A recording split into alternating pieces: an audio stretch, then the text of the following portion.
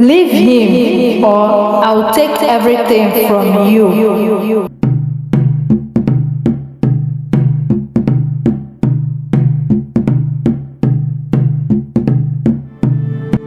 Have you ever loved someone so deeply that they had to choose between you and their own mother? What if their mother wasn't just protective, but something darker, something not even human? This is my story, how Daniel chose me over his mother and the terrifying events that followed. A story of love, betrayal, horror, and forgiveness. My name is Clara. When I met Daniel, I believed I had found my forever. He was everything, a perfect gentleman with a heart of gold. But what I didn't know was that being with him meant stepping into a battle I never asked for. The first time I met his mother, Evelyn, I felt it. The hatred in her eyes, and that was the day my nightmare began. The first time I visited Daniel's family home, Evelyn barely smiled. When Daniel left the room, she leaned close to me, her voice a low whisper.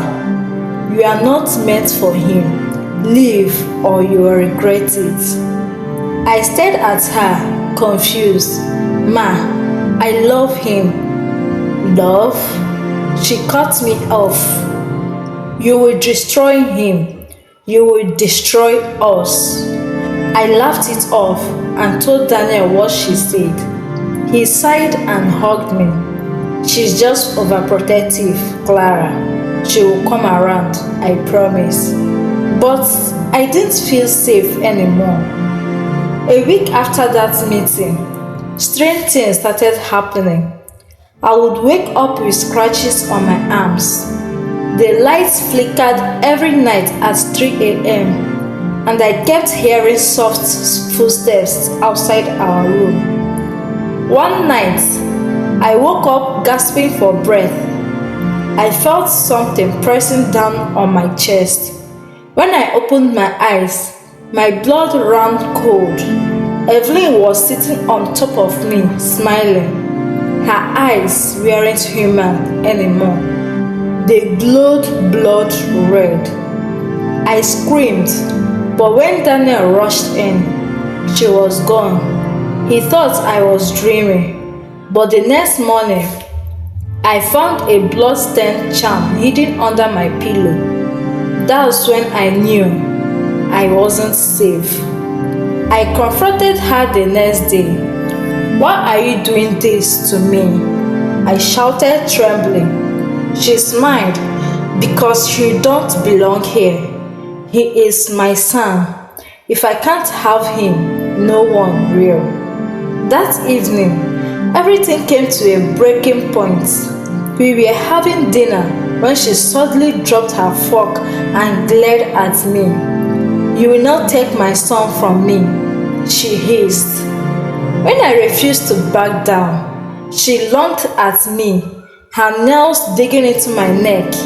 I screamed, and Daniel finally saw it with his own eyes.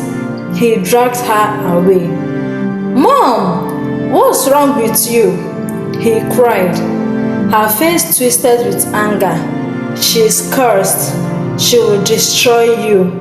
But Daniel held me close and said, "I don't care what you think. I chose her. I love her."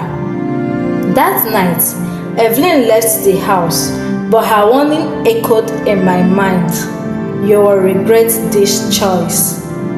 For a week, everything seemed calm. Then the nightmare returned.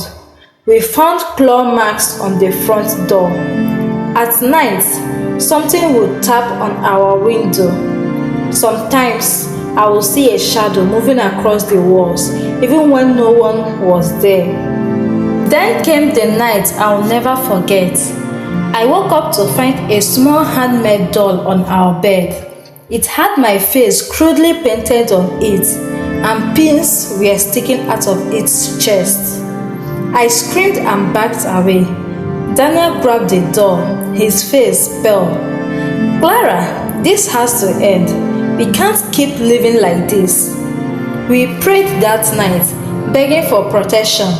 I thought the worst was over, but fate had a different plan. A few days later, news came that Evelyn had been struck by a strange sickness. Doctors couldn't explain it. She was weak, trembling, and could barely speak. At first, I didn't want to see her. How could I? She tried to destroy me, but Daniel begged me, his voice breaking. Clara, she's still my mother. Please, if you can forgive her, do it for me.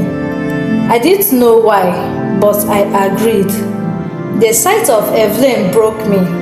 She was lying on the bed, frail and pale, with tears in her eyes. When she saw me, she cried.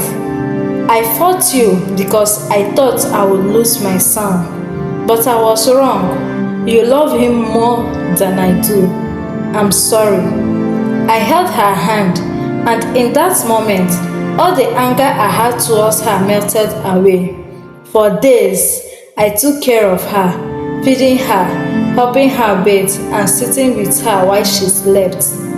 On her last night, she looked at me and whispered, Clara, I bless your union with my son. Forgive me and love him for me. She passed away peacefully, holding my hand. Daniel and I cried together as we buried her, not out of hatred or pain, but because we had finally found peace. Love is powerful, but forgiveness is even stronger. Sometimes, the people who hurt us are the ones who fear losing love the most. True strength lies not in revenge, but in compassion and healing. When you forgive, you not only heal others, but free yourself from pain. Have you ever experienced such a mother-in-law who doesn't love her son's wife? Drop your thoughts at the comment section. Like and subscribe for more African tales.